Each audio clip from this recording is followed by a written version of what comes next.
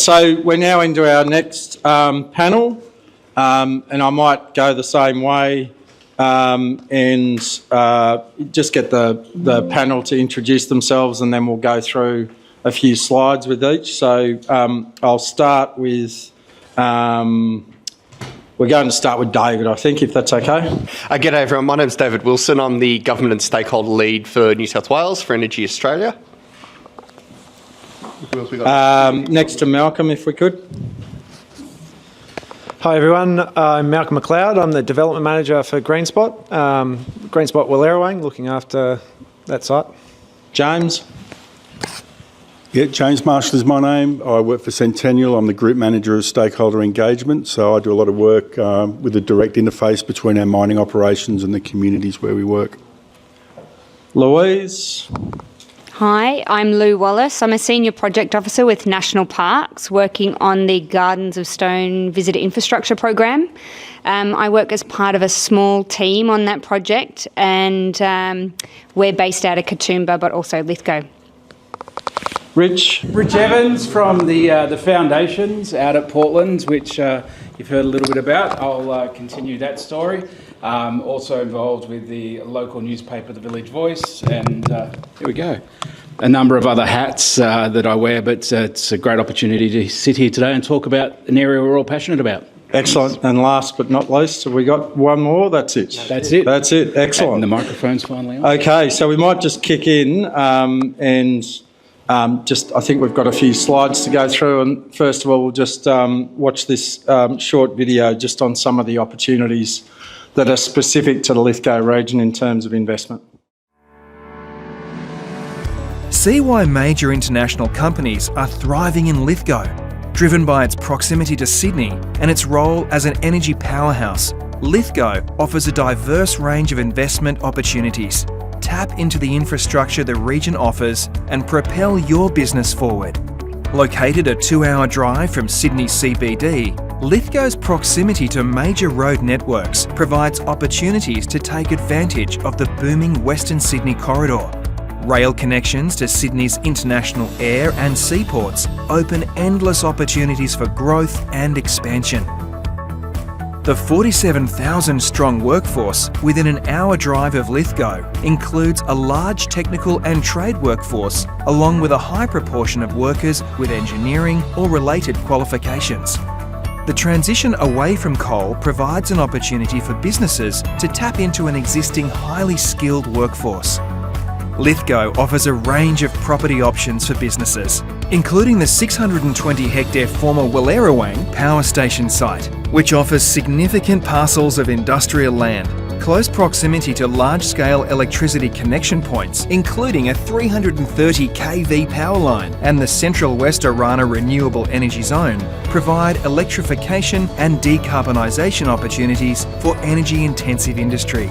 Nestled amongst the pristine natural beauty of World Heritage National Parklands, Lithgow residents and workers enjoy an enviable outdoor lifestyle.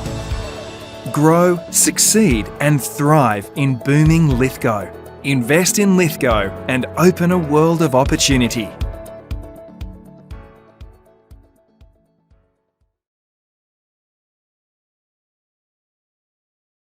So just a little plug for the work that my team does, and Rob Little can put his hand up the back there, leads a team that actually works with, and it's the first time we've done this amazingly, but works with local government, works with local community to actually look deeply at what the opportunities are based on endowments, both built physical and also existing industry. So Rob and his team actually sat down with the council and other members of the community and industry to look really deeply at what those opportunities are. So that work has been done. And so for those investors that are in the room today, if they want more information about what those specific opportunities are, then talk to Rob. Not only have we outlined what the opportunities are, but we've also gone very deep on data around those opportunities and answering all the questions that investors will have before they have them about particular opportunities. So just to point that out, the panel now is going to talk about that specifically, about opportunities. But first of all, we've got some slides to go through, so we'll go to David first. Thanks, David. I suppose the thing for Energy Australia is that we are here for the long haul. We are a large vertically integrated business that has got a number of generation sites up and down the eastern seaboard. We're also an energy retailer with approximately 2.4 million customers. 1.4 million of those are here in New South Wales. So it is the biggest market for us. Skip to the next slide, Steve. You'll see that we, have quite a diverse portfolio of energy generation, but the big one for us is, of course, here in New South Wales, which is Mount Piper, which is our coal-fired generator a few clicks up the road, 1,400 megawatts, which is about 11% of the energy needs of New South Wales, and approximately, I was going to freelance and say it's about 180,000 homes that provides energy for, but it's actually more than that, and I can't remember the exact number. We want to ensure that we're a big part of Lithgow's transition into whatever the next phase of its development is. And one of the reasons that we want to do that is because we recognise that the people who are here, the workforce that is here, are some of the most engaged and innovative anywhere in the country. And I reflect on when my parents dragged me up here when I was a teenager. We were doing a tour through the Central West. We did an overnight in Lithgow, and I said to Mum, "What are you going to do in Lithgow?" And we went up to the small arms factory and reflecting on how that place sort of adapted to thrive. It wasn't just about small arms production, it's also about sewing machines and hair clippers and handcuffs and all of the ways in which the factory adapted to survive. And that's just indicative of the Lithgow experience that if you do invest here, that you will get from its people and from the community.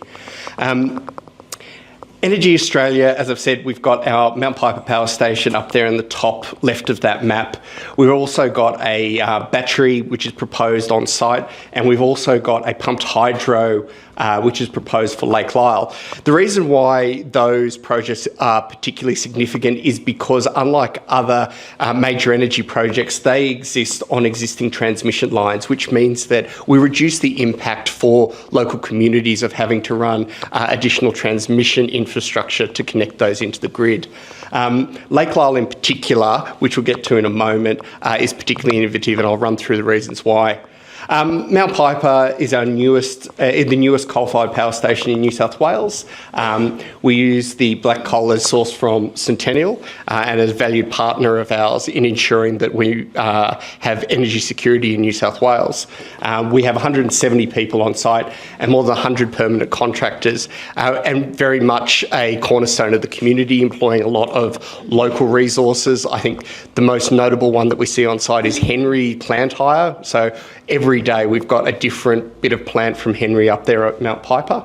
You go to the next slide there, Steve. We've got our battery, which is just adjoining that Mount Piper site. It's a 500 megawatt indicative size. We're hoping to make an investment decision on that early next year.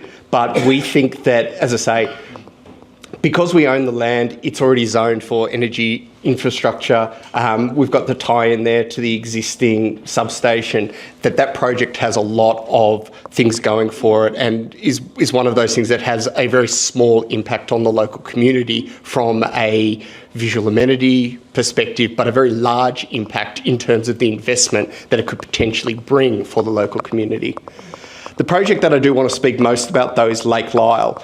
And Lake Lyell is one of those things that it just makes so much sense from an energy perspective and from our contribution to ensuring the transition of Lithgow.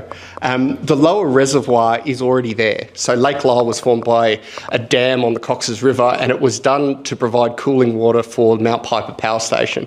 Now that we run Mount Piper a bit less because coal generation isn't as key in the energy market, what do we do with that lake? Why would we not use it as the lower reservoir in a pumped hydro power station?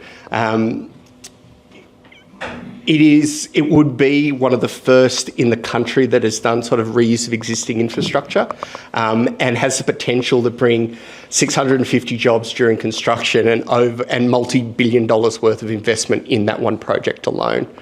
The last thing I would say is just a reflection on a discussion that Rich and I had where people talk about Lithgow as the gateway to the Central West, and the problem with the gateway is you get to it and you go through it and that's it. And so I prefer to think of Lithgow more as like the bridge between Sydney and Central West Arana. And the reason why I say that is because the bridge on that journey is the most important part. And so being here in Lithgow, having the opportunity, the skills, the investment from all levels of government in making Lithgow a success is one of the reasons why it's an exciting place to invest. Malcolm from Greenspot, I'll just hand to you now. Yep. Thank you everyone for coming, and thank you to all those that have organised this event. You all know who you are, but very appreciative to have been invited to talk. So I'll touch on Greenspot Wallerawang, which is obviously our Wallerawang site, and that specifically as one of the emerging opportunities in the region. But I'll also touch on some of the macro trends, which we think are presenting some good opportunities for investment here. Talk a little bit about the site just to get you familiar with it. We'll be doing tours tomorrow, another great initiative. So we'll take you around to see this in person. But you can see the picture on the right shows the site, 620 hectares, consists of the power station footprint itself, which is about 80 hectares in land size, and then the buffer lands to the south. So these power stations, when they were built with significant buffer lands, and it also included the Wallerawang ash dams, which Steve Saladin spoke to earlier. And these buffer lands were to keep a bit of separation from the power station and the rest of the community.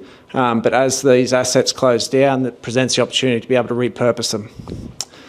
So it includes Lake Wallace, which is in the middle of the site, and that's used for recreation activities at the moment under a lease to council. It's a much treasured part of the region to the community, and something that we'll look to enhance with our development as well. So Brett has already touched on some of these, but the convergence of assets is obviously the foundation of the opportunity to be able to invest here, but I might skip to the next slide. Thanks, Steve. So you also saw this image when Brett spoke, but I wanted to touch on it again in my talk because of some of those connecting assets. So this is where I want to talk about some of the macro trends, and what we're seeing in New South Wales and across the world is a shift to renewable energy. Everyone knows that, but I wanted to talk what that means in terms of investment here. So it means that all this electricity generation that used to be generated from centralised points and distributed across the state is going to be generated across the regions, decentralised, and then distributed back into those major population centres, but also the major load centres. So what we've got in this region is the connecting assets to which you're able to connect into and put a larger demand onto the network. So rather than being a massive generator of electricity, we can turn these regions into large consumers of electricity. And with decarbonisation globally, and as Tanya spoke to earlier, in terms of electrification, demand for electricity is only going to increase. And Brett also touched on data centres and AI. So this electricity economy is going to drive people to look for secure connection points and safe, stable places to invest. So that's what we think we're going to be able to provide on the Wallerawang site, and what the region itself is going to be able to provide as well to people looking to invest here. And then some of those other infrastructure as well is going to support it. And underpinning what we're trying to do is to leverage that asset to develop a place that has that safe, stable place for businesses to develop. And we do think that our site, at its very best, is going to be able to be a prototype for how to transition these fossil fuel assets moving forward. Next slide, thanks, Steve. So I'll run you through a little bit about what we're doing on site, and then I'll talk to some of the specific opportunities. So the project at Wallerawang consists of two key phases. That's the decommissioning, demolition and rehabilitation of the power station itself. So we recently completed that last May. We took an innovative approach to that, which I'll touch on the next couple of slides, but then also the repurposing to accommodate the range of uses that Brett referred to earlier. So the Wang Station DDR, I'll go to the next slide, thanks Steve. So when we acquired the site, in addition to those endowments, we saw value in the existing structures and also the composition of recyclable material. So we adopted a non-standard approach. We elected to undertake a partial demolition and keep some of the infrastructure on site, like the turbine hall, the dry storage coal dome, and some other infrastructure, because we think that it can house new industry, and sort of the reinstatement cost of some of those infrastructure assets is very large. So we'll be looking to be able to do new developments in that space, and also. We went through the demolition as a resource extraction approach rather than just a demolition to flatland, so that 98% of that demolished material was actually recovered and recycled. 46,000 of tonnes of scrap steel went to local steel mills and have been remanufactured into new products. We have these three core principles to what we do. There's respect, rethink, regenerate. So I wanted to run through on those sorts of themes as I'm talking here. And Brett referred to the historical, that rich heritage of industry in Lithgow. I think that's very important when you're thinking about investing here, because the community is used to those industrial uses. They're proud of the heritage. I think when you're looking to develop a new business here, you have a lot of people who are going to be supporting any sort of initiative. They want business to thrive. And I think that just creates a lot of community goodwill. When anyone comes here says they want to invest in the region, and you get a lot back out of that from the community. So when we're looking at reactivating the site, we've been looking at it in a very holistic view. So we put together the Wallerawang Strategic Roadmap, which looks at a number of concurrent work streams that we're going to be pursuing to establish that safe, stable business environment. And we're not just looking by way of industry itself and land. We're looking at a number of things like being able to attract people to the area, so residential, recreation uses, leveraging some of the amenity in the area to attract people here, and then also things like precinct governance, how industry is going to sit together, land use conflict mitigation by developing a dedicated industrial commercial precinct. And I'll go through some of those concurrent work streams with you now. And the reason I'm talking about this in terms of emerging opportunities panel discussion is because I want you all to know that we are thinking from every angle and every aspect of activating the region. It's not just about saying, hey, come to our region. We're actually thinking about every single little part of that transition process. And in itself is just demonstrating that overall opportunity in the area. So you can see the 7 work streams here. First one, strategic alignment. The late, great Charlie Munger talks about the Lollapalooza effect, which some of you guys might be familiar with. So when he talks about that, he refers to investments that can succeed because all of these different forces are pulling in the same direction. And you have that in the Lithgow region. You've got the state government, the federal government, local council, community, business, all wanting to transition the area. And I think that's going to be driving good returns for everyone that's looking to invest here. And then also a part of that is establishing those key strategic partnerships. So working together, collaboration to make sure that you're achieving the best outcomes. Precinct governance. So when you're essentially trying to develop a whole new precinct, you've got to think about how it's going to sit together, how everyone's going to work, make sure that the whole precinct is going to work together. So we're looking to put together a robust precinct governance framework for any areas that need to be looked after by a common. We want to be able to put something in place so that the whole precinct works as it's developed through time. Community stakeholder engagement. So I've put this slide in. It's obviously something that's very key for us when we're articulating what we're trying to do on the site. But this is taken from some recent drop-in sessions that we undertook and some surveys.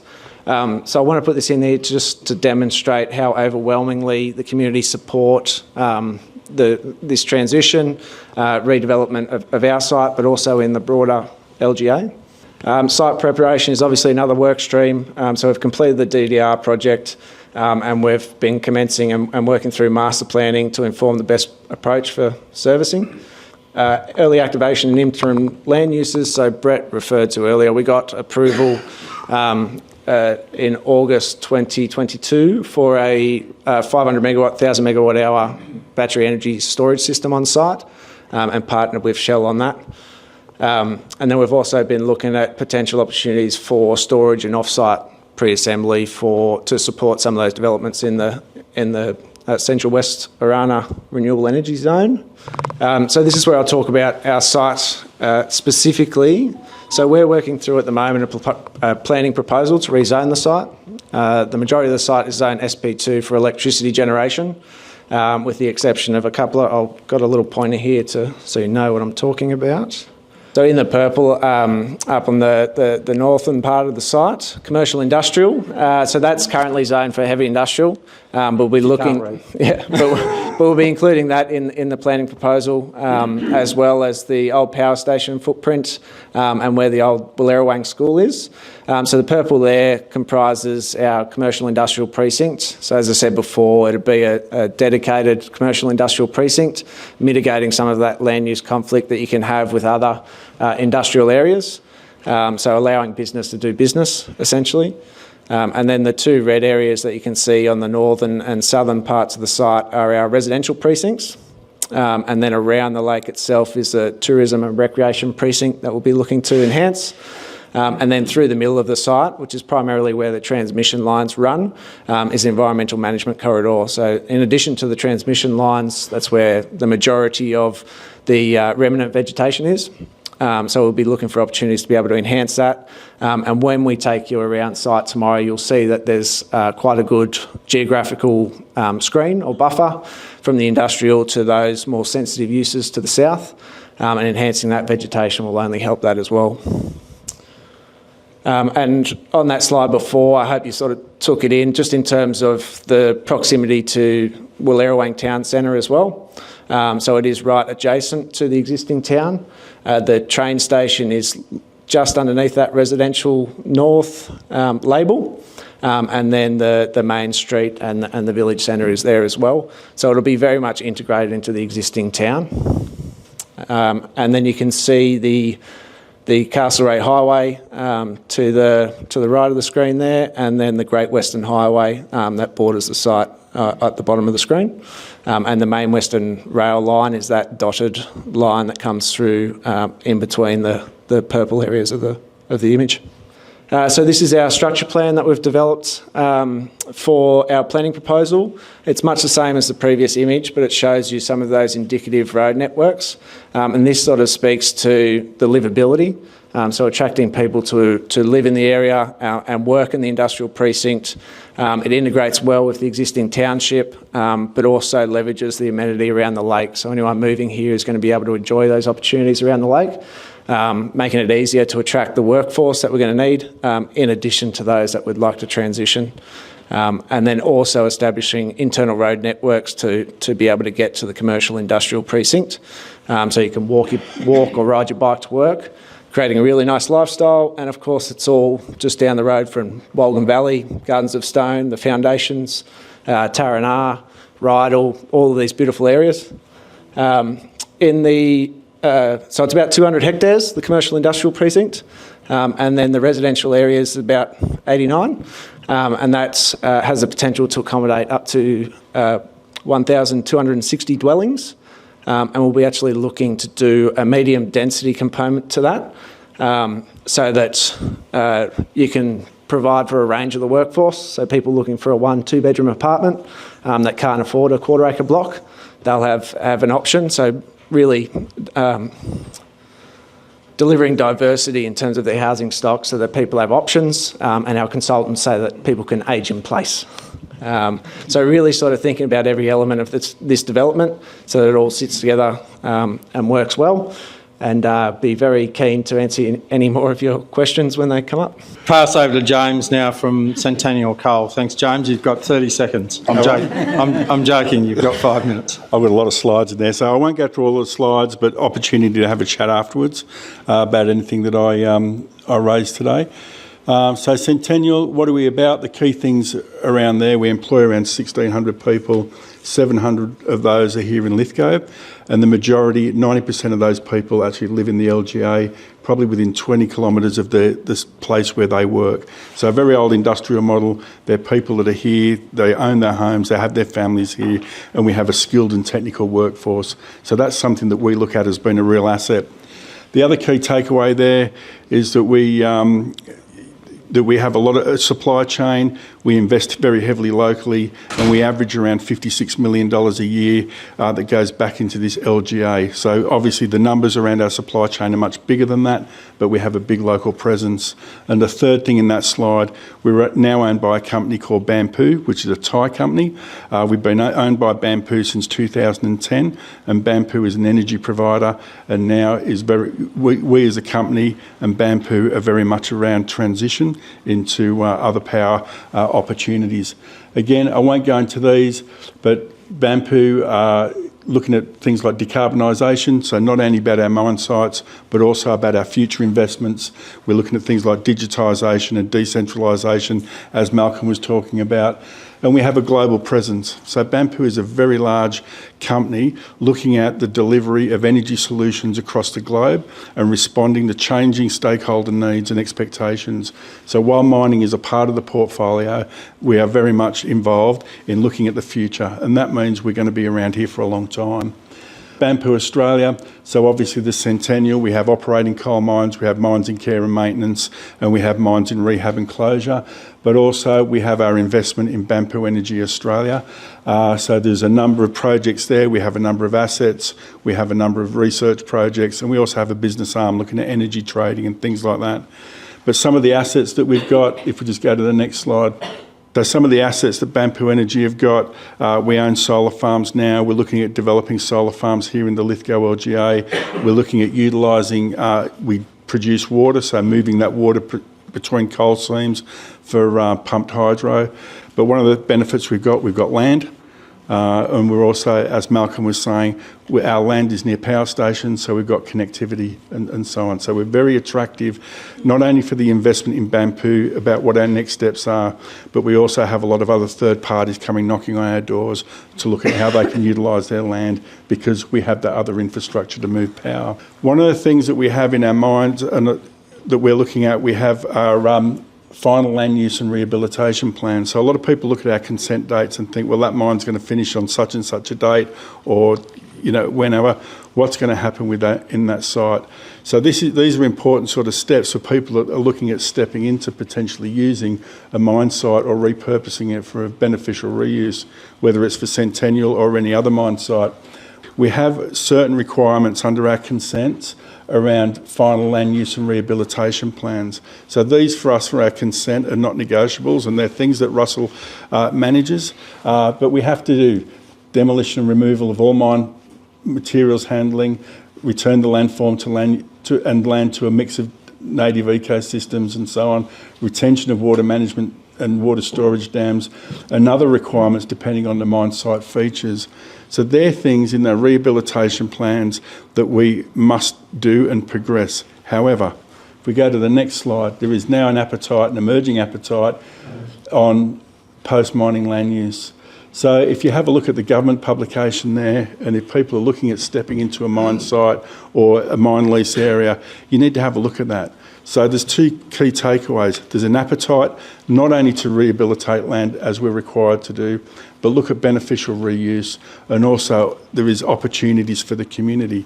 Our mine sites have rail loops, water licences, power, facilities. They are, for one of us, say, they're a dirty site, they're an industrial site, we've also got a workforce. So there's opportunities now in looking at and engaging with us around how these sites can be utilised. We do have consent dates, but you've also got a skilled and technical workforce and the infrastructure here, not only to look at alternate power opportunities, but also manufacturing and things like that. So you have these direct links to Sydney and so on. There's benefits for us as well in repurposing sites, but also benefits for local communities as well. So I won't go into any of those, but again, I just want to reinforce that the appetite of stepping into a space and investing in and saving money for investors, because the infrastructure's there, there's real potential in how we move forward. I'll just quickly go through some of our land use potential. We've got Airlie, Angus, Clarence, Ivanhoe Complex, Springvale Coal Services, and we've got Sharbin.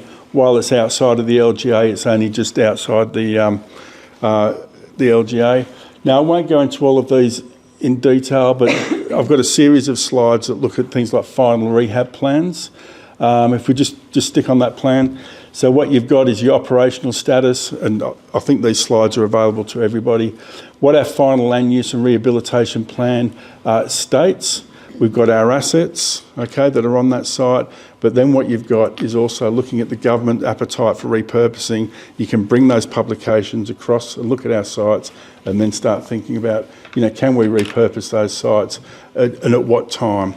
So some of these mine sites are operational, they have mine licence, we have consent lives. That doesn't mean that there's an end of coal. We may have other coal within that mining lease. But obviously, if people are looking at repurposing sites, that's a long process. We're talking rezoning, which, there's a whole lot of work that goes into that. We have one site at the moment, Sharbin, which was at the bottom of that list, in the just over the border past Airlie. That is in closure at the moment. So we are in the final stage of closure. But our next steps are to things like remove a rail loop, our water management systems and things like that. There's a village there that we own. So there's opportunities if people want to, and there's heavy rail and loading and unloading facilities. So again, they're assets under our guidelines that we need to remove, but there are obviously opportunities for people to come and invest in the future if they see that. Lithgow is a great place to live. It's not just about industry. There is a lot of good natural assets here. Some of these natural assets have been opened up, such as the Garden of Stone, so there's futures for people. But you have a skilled and technical workforce that people want to stay here. And not only have we got alternate power sort of sources, and Bampu has an appetite for open thinking, not just coal, there are some assets here that people may be able to capitalise on in the future. Louise? And now for something completely different. So many of you will have heard about the Gardens of Stone State Conservation Area. Where its location from where we are currently, it is the old Noon State Forest. So in 2022, 31,000 hectares of land came across to National Park.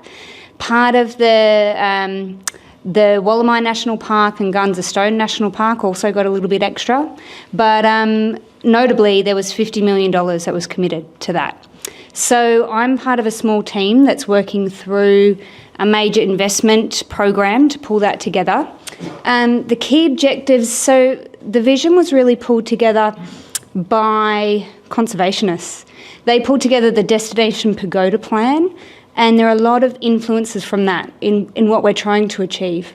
So really we're trying to protect the natural assets, but really develop something new. So what we're trying to do is invite people into national parks, improve the livability of Lithgow, and better manage the land. So the landscape has been really dreadfully degraded. So at the moment, we've been spending a lot of time and a lot of energy on upgrading roads and building new walking tracks. So what's there at the moment is degraded landscapes, old motorcycle tracks that haven't been utilised, haven't been managed. And so what we're trying to do is bring that together and create something that will leave a lasting impact for Lithgow. So the key, I suppose, objective is to diversify. So as a tourism destination, Lithgow is quite immature in comparison to Mudgee, in comparison to Bathurst and to Blue Mountains. So Blue Mountains attracts at the moment about 5 million tourists every year. Lithgow's got a long way to go, but because there's no assets there. So what we're trying to do is create something great, create something that has a lasting legacy, but also something that can allow Lithgow to compete with those other destinations. And at the moment, we're working very closely with Seven Valleys Tourism, with Destination New South Wales. I know Sean Halen's here this afternoon from Destination Central West and Tourism Australia. But the key thing is really about bringing people to region, increasing visitor spend, increasing day trips, overnight stays, and providing opportunities for accommodation partners to be part of that process and part of that journey, and creating opportunities for cultural immersion. There is a really big push for cultural tourism and cultural experiences. So providing, I suppose, a platform for that to happen. And it's actually quite a complex process that takes time. So we're embarking on that journey, but we've got $50 million to be able to actually realise something that will leave a lasting impact. So with that, actually you can probably skip over, Steve. We've got a number of visitor experiences that have been pulled together in our master plan. The Wallamai Great Walk, you may have heard a little bit about. That is following an existing motorbike trail for probably 20 Ks, but kind of leaning on assets and linkages that are already there to provide a connection from Lithgow through to Mudgee. So part of that connects existing track. Part of it's new track, some of it follows a heritage railway line, so it's kind of pulling together these linkages that are there, but also developing on-park accommodation, so some camping, remote camping, family campgrounds, but also bringing together some off-park accommodation as well, so working with accommodation providers who are already there, inviting investment from other parties who might need to or can see an opportunity there, particularly around Kapiti, Mudgee, Lithgow certainly, because we're using Lithgow as the base for all jump-on points to that Wallamai Great Walk. But I suppose my point is it doesn't just stop there, you know. This is one part of a very big journey, and those opportunities continue to grow. So the Gardens of Stone multi-day walk is a new track. So we're not just building or enhancing existing track. We're really spending a lot of time to create something new, but actually pulls people over the mountains and actually invites them to stay here. So it's been quite a process. I must have spent hundreds of hours traipsing around in the bush with walking tracks experts, getting wattle stuck in my eyeballs. So it's actually unprecedented. What we're doing out there is completely new. It's excellent. It is actually setting Lithgow up to be world class and of an international standing when it comes to new visitor facilities that are actually going to have real pull. At the same time, as part of that Gardens of Stone multi-day walk, we're running a lease proposal with Wild Bush Luxury, which is an ASX-listed international company that's investing millions of dollars into that walking track experience. So that gives you an idea of the appetite of what's out there and the type of investors that are actually seeing potential in Lithgow already. And we're talking big and a large amount of investment for something that is really unknown. As a tourism destination, they see potential and significant potential. In addition to that, we've got a 35K mountain bike track network that doesn't exist. And that's been selected for a number of reasons, particularly to establish mountain bike connections, not to existing tracks here, but to create new product that will actually again invite high yield visitors to the region, improve the livability of Lithgow. There's a really strong appetite for mountain bike tourism, but also from the community. And at the same time, in addition to that 35K network, we're working with a community group and council and some private operators as well to bring together a $4.5 million downhill mountain bike connection through some private land, Crown, Council, National Parks land, as part of a multi-pronged opportunity to make something great that taps into that and provides a connection from Lithgow directly through to the SCA. And there's been exceptional support from all levels. That's part of a Regional New South Wales, thank you very much, grant to get that up as well. And that's the level of investment and buy-in has been quite exceptional. So at the same time, we've got family campgrounds, short walks, again, to cater for people who just want just a little bite of the cherry. And at the same time, we are working with the four-wheel drive associations and the motorcycle associations to make sure that there's something for everyone, because they're existing user groups who've been around for a really long time and they've used that land in a way that should be supported, and there should be a nod to their existing use. Steve, you can probably click over.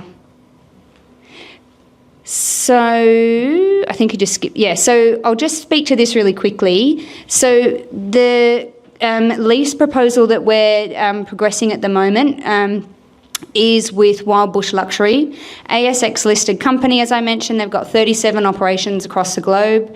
In 2022, there was a proposal or an EOI process that was run for a commercial guided multi-day walk. That's to establish 3 accommodation nodes, we call them, or accommodation locations that align with the multi-day walk. So National Parks is building the walking track. There are accommodation nodes that are being established by a private third party, being Wild Bush Luxury. They invest in all of that, they design it, but then they operate guided tours. They work with local hospitality venues, local businesses. They work with traditional owners to develop cultural awareness programs. They want to employ everyone locally. They want to keep it all local, but they really are open to partnerships. That's what their business model's built on. And this is, for them, a step in the door for this. They would really like to try and work with local as much as they can. This process will go through a lease proposal again. So we advertise a notice to lease. We did that in 2022, but before there was a change of government, and we learned a lot from that process. So we're doing it again. And at the same time, that initial EOI process also covered the zip line as well. And the Minister did make a decision not to progress with that proposal. But look, they're still looking at other opportunities to maybe be able to explore that. So we'll see a big push, a sustained push for recreational tourism and for that growth. But with that also brings a lot of opportunity for accommodation providers. We've got a shortage of accommodation, and there's a lot of opportunities there. There's a real need for that, and certainly we've heard that from across the board. So, and I know that other destinations like Mudgee and Bathurst have also had historical issues with it, and they've come up with some really innovative solutions to try and respond to that need, because it's a very real need, and that need will come greater and greater as we approach launch in 2026. So actually you can probably kick to the next slide. Oh, look, just a quick update on where we're at.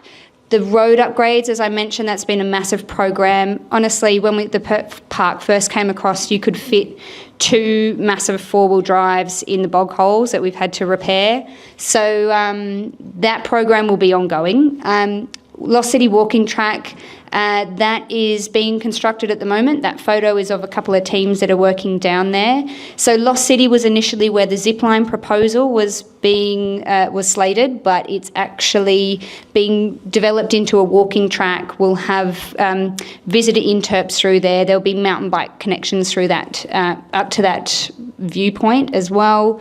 The Glowworm Tunnel Precinct, that's set to come online mid this year. That we get about 50,000 visitors to that precinct alone. We're expecting that to be substantially increased, and that connects the walking track will provide connections in through to Nunes and over to Mudgee as well. Gardens of Stone multi-day walk, we're starting construction for that next month. That'll be staged so that the accommodation nodes and the leasing proposals and our remote campsites will happen in a staged approach. Campgrounds, day use areas and mountain bike track network, they're all kind of happening at the same time. Off you can go. So timelines, look, we're looking at launching mid-2026 at this stage. We've spent a lot of time in the planning phase. We'll be in that planning phase still for a long time. But we're staging the projects as we go so that we don't have a cluster of construction. And the projects are actually quite diverse as well. So short walks, completely different from all of the mountain bike track networks. Some of the other projects have got heritage considerations, which triggers a whole other pathway. So we've got a team of 4 of us at the moment working together to roll that out. But we're also working with the area who's doing a lot on park management. Compliance is another big thing. So we've got all of these programs running in tandem, but at this stage, we'll have a rolling program of launch over till 2026. So that's where we're at. Thanks, Louise. And just a comment in general around tourism, I think investors don't know what they don't know. I noticed Steve got another run. Yep, fantastic. Way you go, Steve. So who's Generated Property Management? We're a government-owned company that was set up under the legislation that underpinned the sale of power stations. So when the power industry, generation industry was privatised in New South Wales, the government was left with the Munmora power station asset. And rather than keep any of the old entities on foot, they set up a new entity, and that's Generated Property Management. So we have 2 sites. We have what was the former Munmora power station, which we demolished a few years ago, and we're redeveloping that site, including the site where the Waratah Super Battery is being built. And we have the site out here that we took over in 2020. And and we've got a lot of work to do, and I'll go into that before we can walk away from the site and say the site's now secure. And we're actually only at the investigative stage because it's got over 100 years of industrial development. One of the key issues, we talked about the tunnel. The tunnel was going to issue, our site was the preferred location for all of the stuff that the tunnel machines were going to spit out, 8 million cubic metres of it. We need about 6 million cubic metres to rehabilitate the site. So that's a lot of material, and it's really hard to find. That'll be the limit. The availability of that material will really be the thing that sets the timeline. But having said that, we do have some areas outside what we'd call our operational areas that can be available for either development or perhaps facilitation of other development. So next slide, Steve. So that's a picture of the site.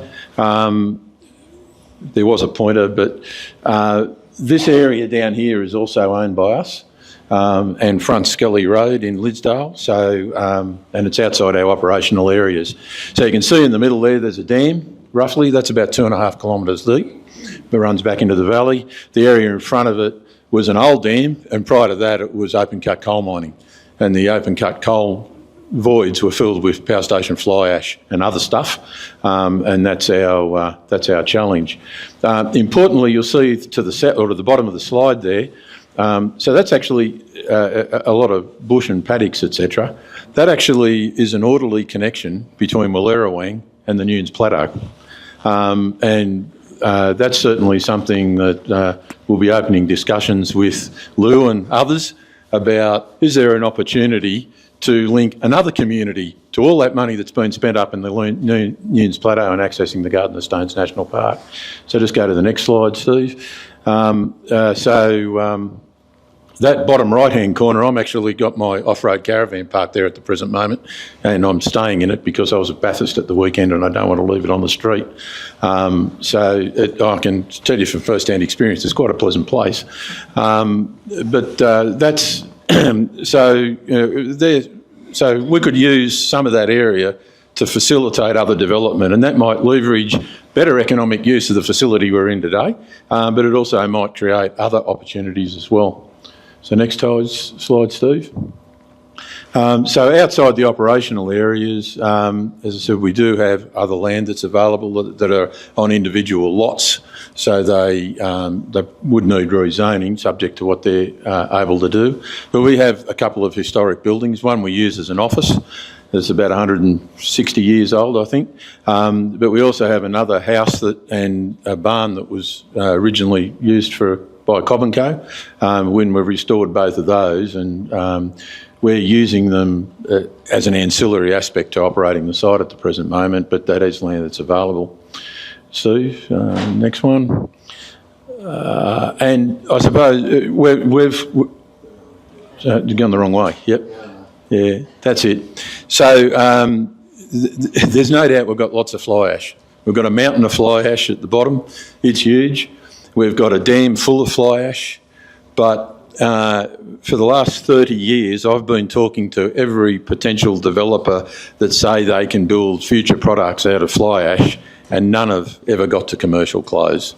And that's pretty well consistent across other sites around the state and around Queensland.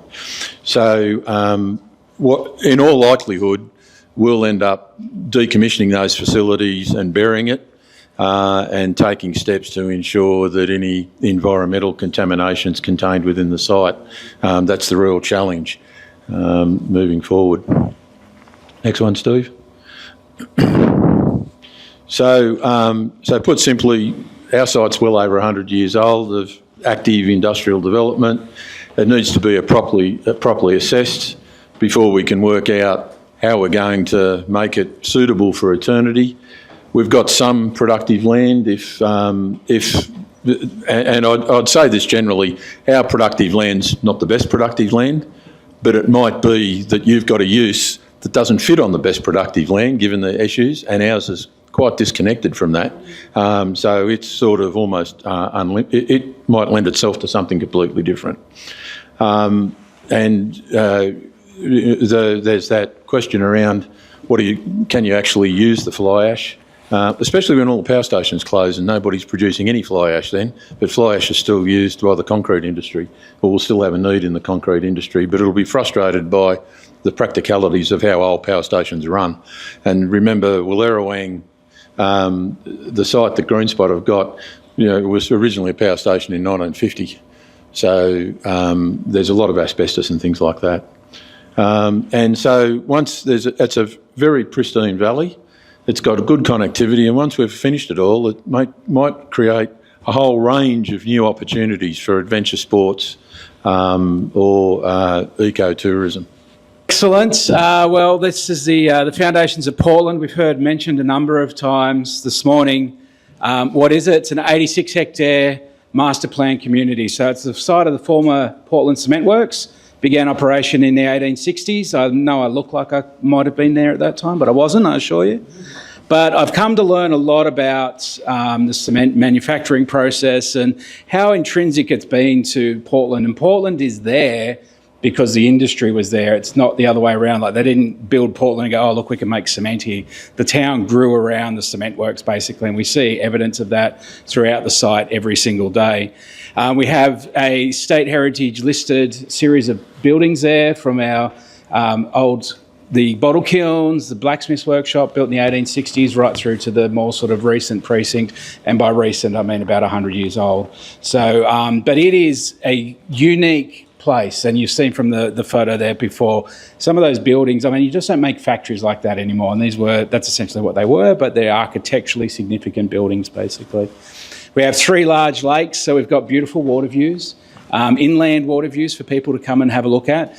We've got a lot of land available that's sort of the B4 zone land, but what we're looking to is what's going to add value to the 300 new dwellings that we are building there. So through this master plan community and this place-led development that we've created, it's all about lifestyle. It's all about why do I want to live in Portland? And, you can work from anywhere. And I guess, I'll just take a couple of seconds to relate my story, basically. I was Western Sydney based 12 years ago. So in 2012, my wife and I decided we wanted to leave Penrith. We wanted to find somewhere quiet to come to. We went to Bathurst and went, geez, this looks a lot like Penrith looked 20 years ago. So in 20 years, it'll probably be Penrith, and it's exactly how that's happening. And we drove through Portland by accident on the way back, and driving down the main street and going, wow, this is exactly what we're looking for, a little country town where our kids could grow up and do all of those sorts of things. And then there was this massive big site in the centre of town, and I didn't know what it was. It looked like a jail. It had a big fence around it and all the buildings were boarded up. You just didn't know what it was. But what it was this golden opportunity for the town of Portland to reinvent itself. So the cement works did everything for the town. The best roads in Portland are the cement roads that were built by the cement works. They're still in great condition. So it gave everything to the town, and I guess from our perspective, we want to see the foundations do that again, basically, to lift the whole town, but also the whole region. And there's some really special things happening in this region, and the idea of being able to come and live a modern lifestyle with a young family, work remotely and stuff, where else would you want to be? So we just click through, Steve. So what is a place-led design? It's something that we have talked about for quite some time, and place-led design takes into account all of the existing factors, the livability, the industrial heritage and stuff like that. So you can see here, this is an example. This is not a cottage that's on site, but it's an example of the type of thing that we want to build in the community. We're not just going to slap up a brand new modern looking home. They're going to be houses that are in the context of the community that's already there, but ready for a modern lifestyle.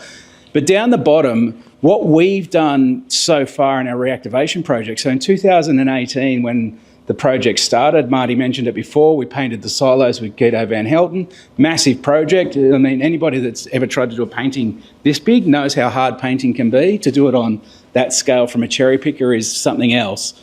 They are in the background down there on the left-hand side. And what that did is it got people off the road. They came into Portland because before there was no reason to come into Portland. The silos started dragging them in. What we've now done, though, is tried to deliver things at a world-class standard so people come to Portland and they're surprised by what they see. Our markets, which are on each long weekend, attract up to 3,500 people to a market with over 80 stalls. People think they're coming to a little country market and they get there and they go, oh. But half of that's the building, half of that's what's being offered, and half of it is they have no idea what to expect. We have really tried to bring, go to the next slide, Steve. The idea of what that's going to create, so the mixed-use development, the planning of the place-led community that we're designing means that people could walk around the site. They can walk down, they can catch a trout in the trout lake, they can go and walk right into the centre of town. And much like all of these projects, so one thing that Malcolm didn't mention is Green Spot is literally there. Just over that fence just there. That's where Green Spot is. It's located right in the centre of Wallerawang. The Foundations is located right in the centre of Portland. And the strength of the Lithgow region, a lot of people sort of think Lithgow and they think Lithgow, but the strength of the Lithgow region is in all of these small, efficient town centres that used to run on their own as little separate little towns and now all come together. And so that's where the strength of this region is. It's in realising that all of these villages have unique opportunities. Our opportunity is one of creating an arts and cultural space. We have a working artist in sight here in the artist studio already, Harry Fasher, who's a world-renowned sculptor, has her practice here. We've worked with the National Arts School. We've got a whole range of things happening around the arts and culture. Thanks, Steve. So we've got opportunities to bring in that sort of food and beverage, the lifestyle aspects, so that when people come to Portland, they don't need to leave. Because one of the things when we first moved to Portland was, well, what do you do? There wasn't much to do. We came from Western Sydney. We're used to going out. Do you go to Bathurst? Do you go somewhere else? Why do they have to leave? We need to create that here in this region. And so our site, the Foundations, is about creating those livability things. A few of the things that we've delivered so far, As I've said, the Twilight markets, every single time they're on, there's over 80 stalls. The biggest market we've had was 110 stalls. Out of that, we get 3,500 to 4,000 visitors. We get a lot of people that are staying at Lake Wallace, and we put up a sign that says Twilight markets, and people go, oh, I'll go and check that out. And then they walk in, they walk away, and next thing you know, they're back every long weekend to come to the markets. Harry's Workshop. And one of the really exciting projects that we've kicked off is our Steamworks not-for-profit. So we started this journey of saying, well, what's the region need? And given that this is an industrial setting, it's an industrial town, a lot of people have that sort of, this is what I'm going to do when I grow up. I'm going to be a coal miner, or I'm going to work at the power station, I'm going to work at something else. And what we realised is that we needed to help the kids of today learn new skills and provide new experiences for them. And so we kicked off Steamworks a couple of years ago. We had our Steam Fair last year where we had 12 different tertiary institutions from all around the country there. We had IBM there. We're doing a joint project with Google in a few weeks where they're doing teacher development. So it's not just about the kids, it's about that rapid retraining of the workforce. It's about giving new skills and breathing new life into the community. So Steamworks is STEM with an A for arts, because you can't have science without art, basically. And really what we see is that ongoing activation of not just tourism, but the sort of the cultural experiences and the lifestyle experiences that we can provide. And now we keep saying how close it is to Sydney. I can absolutely guarantee you that 2.5 hours is the longest it'll be. We can leave our place in Portland and be pulling up at Market Street in the city in an hour and 45 minutes if you choose the right time of day to go there. But geez, it would be better to get there in an hour with that tunnel, wouldn't it? So. Oh, sorry. Thanks, Rich. And I've been pretty keen to get to the questions. We've finally arrived there, and I haven't forgotten anyone else. I did want to kick it off because I think the map that was put up, and I think it's been put up a couple of times, showing Lithgow being central to a whole heap of things, so renewable energy zones in particular. My question is, are you seeing opportunities at the moment coming off the back of the renewable energy zones, particularly around clean economy value chain and also circular economy? If I could kick that off. We'll just use that one, I think. Yeah, I think absolutely we're seeing that. There's a number of different aspects to it, definitely supply chain opportunities. So a lot of the material and aspects of the renewable energy projects are brought in from overseas, but there's a big push from the state government and the federal government to have a lot more of that manufactured in Australia. And regions like Lithgow and the proximity to some of those areas obviously can play a huge part in that.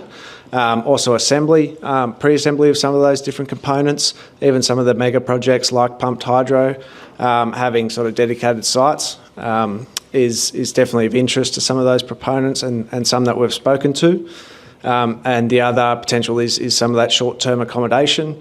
So some of the residential projects around here have the potential, rather than setting up temporary workers accommodation that gets built and then taken down, there is potential to develop housing in the first instance for temporary workers, but that transitions to permanent accommodation for a community going forward as well. But we're definitely getting interest at the moment for people looking at projects in the Central West Arana res.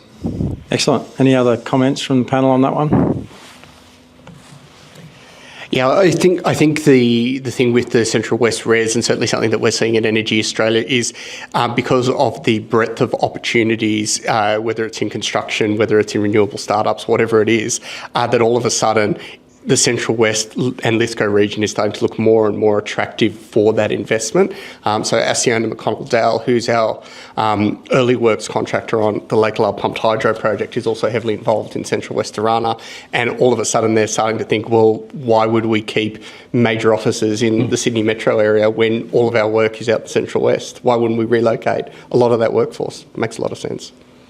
Fantastic. Rich? And I think one of the roles that I also fill is I'm on the Regional Development Australia Board for Central West and the sort of the agri-tech side of it. There's a big uptick in, looking at, what's the future of farming and all of those things. And I guess the other point to make is that, the Lithgow wasn't included in that sort of res, but we've got the one asset that no one else has got, which is the connection to the biggest energy consuming market in Australia. So I think private industry is saying, well, the res is just there, but the opportunity is just here. So I think that's one of the natural things that we've got that no one else can have, basically, in Lithgow. And as with a lot of these things, being close to some of these things is sometimes better than actually being in them. So yeah, I think taking advantage of that is really key.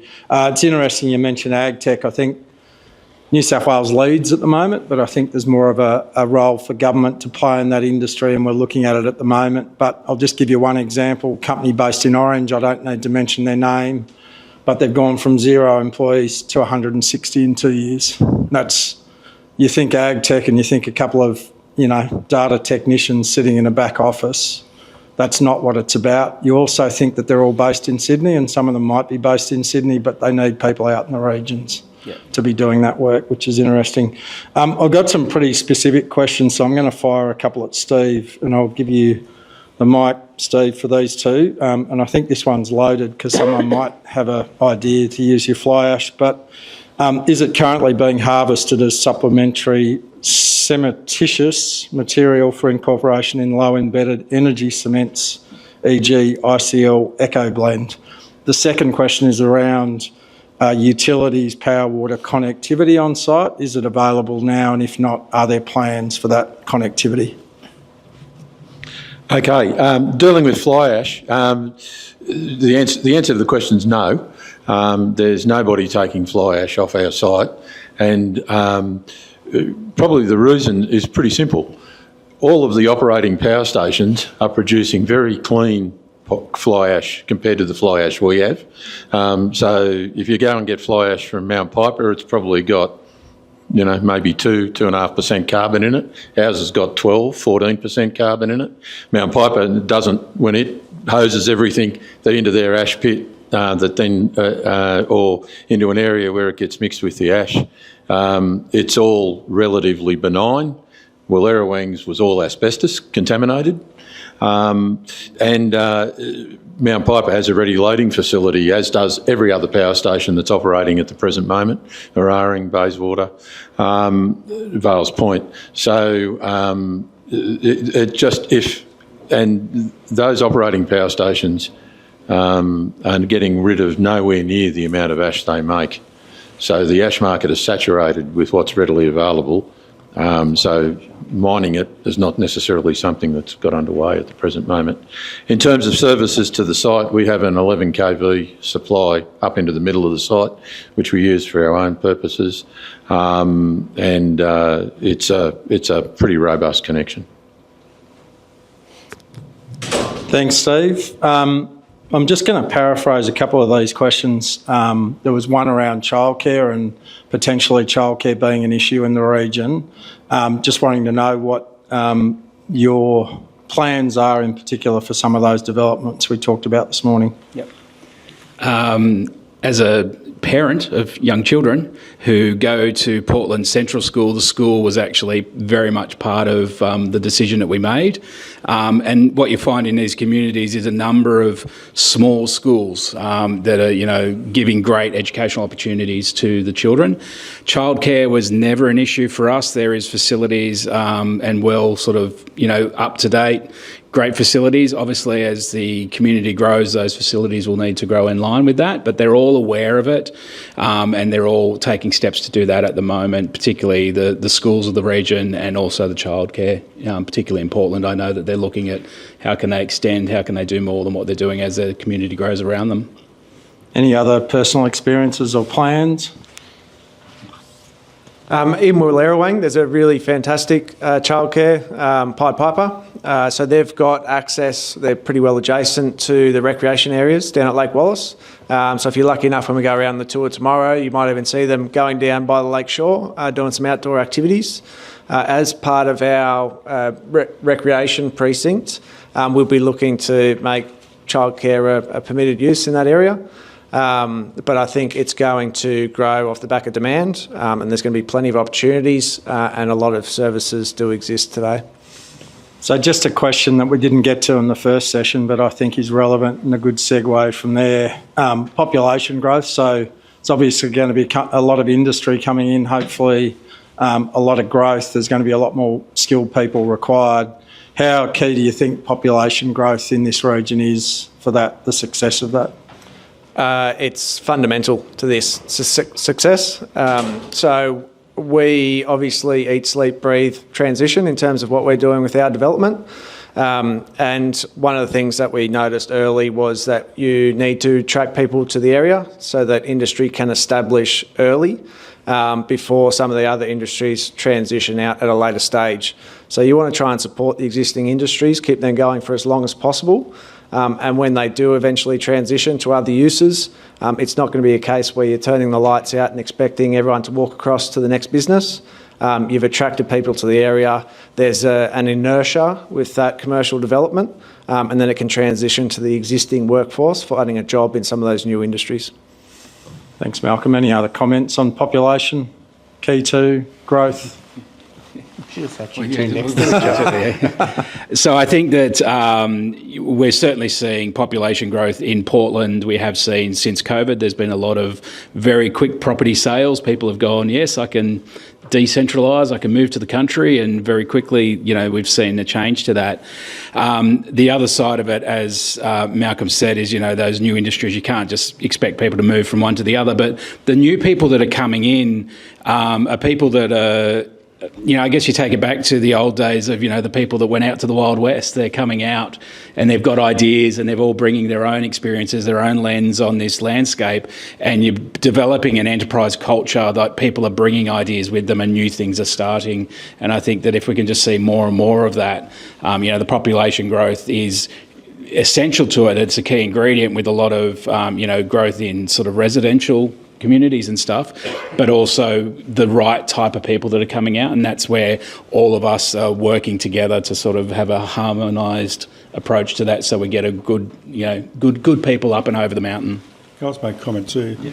So just going back on some of the comments I made about our workforce or the people that work here, we did like a census survey a few years ago. The people that work here, they're degree qualified engineers, they're specialist workers, they're tradespeople. They work underground in very difficult situations. They're adaptive, they're innovative thinkers. They know that there's a transition, they know there's new opportunities. They do not want to leave here. So when we start talking about new populations coming in, one of the assets that Lithgow has got is they've got the people that live here. And not only are they mine workers, they're families and they've got kids. So out of their working hours, they go mountain bike riding, they go bushwalking, they take photos, they're involved in the local arts communities, they're part of the boards, management committees for childcare centres, for bowling clubs, and they play sport. So you have a very huge social fabric and a very deep reach into the community from the people that are here. So again, population growth is important, opportunities for growth and investment, but let's not lose sight of the people that are here do not want to move and they want to see investment come in because it's their kids and things like that. So, love your work, James, because you've just answered another question around retention, and I had heard that this is a pretty tight community and people come and stay, and it's great to hear.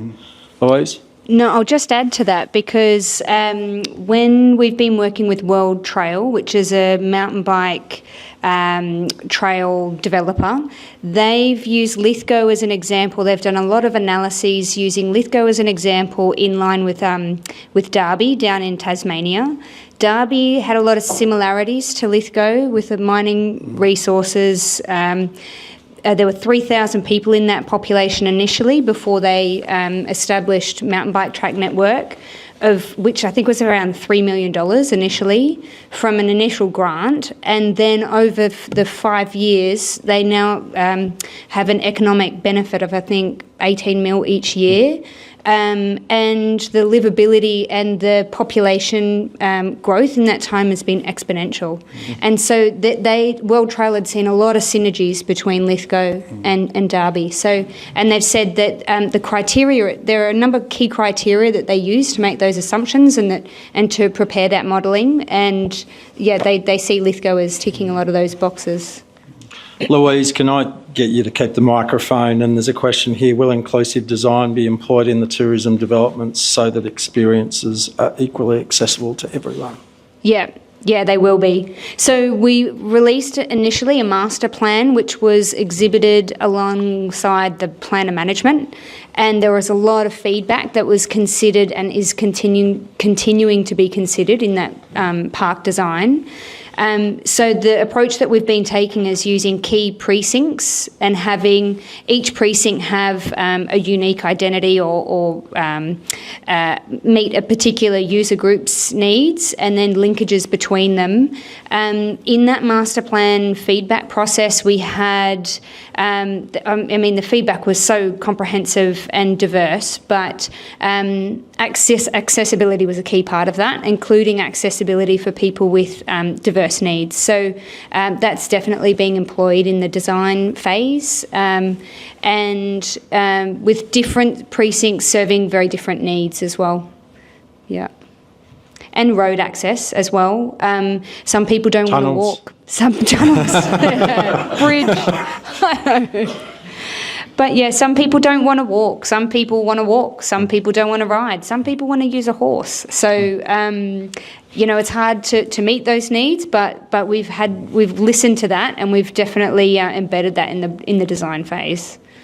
Okay, so we have run over time, and we've eaten into a bit of lunch, but I think it was a fantastic conversation. I'm going to do the same thing as what I did last time and just ask you for one, what you think is the highest potential business development opportunity that you see for the region over the next 5 to 10 years.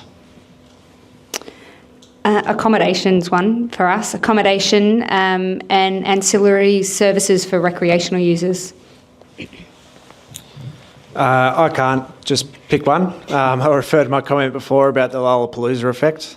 So there's great lifestyle opportunities for development, great industrial, commercial and cultural developments that are going to be taken off around the region.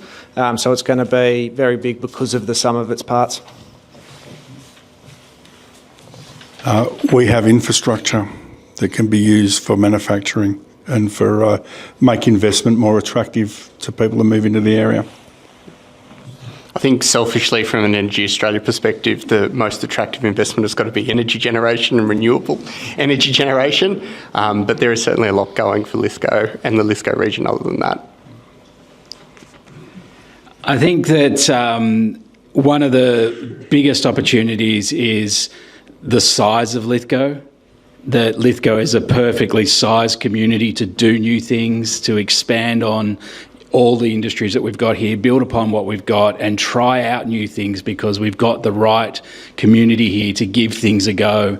And I sat on a panel with Julie Collins, the Minister for Small Business and Housing, late last year, and the comment that I said over and over and over again, because I'm always flying the flag, was whatever the question is, the answer is in the regions. And if you want to do business in the regions, Lithgow has to be your first stop. So.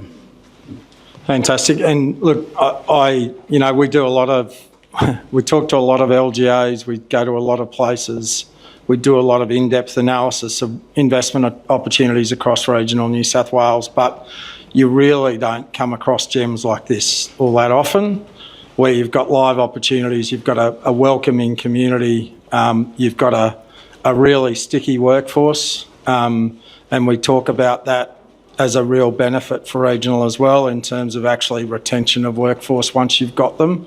Yes, there are issues with getting people to move and all those things, but retaining is really difficult, and it sounds like, Lithgow's all over that and the community's very solid in that respect. So fantastic to hear from you all. Sorry I was a bit all over the shop as MC, but you get that. And lunch is now being served out in the restaurant. We'll see you back here at 1:30. Thanks very much.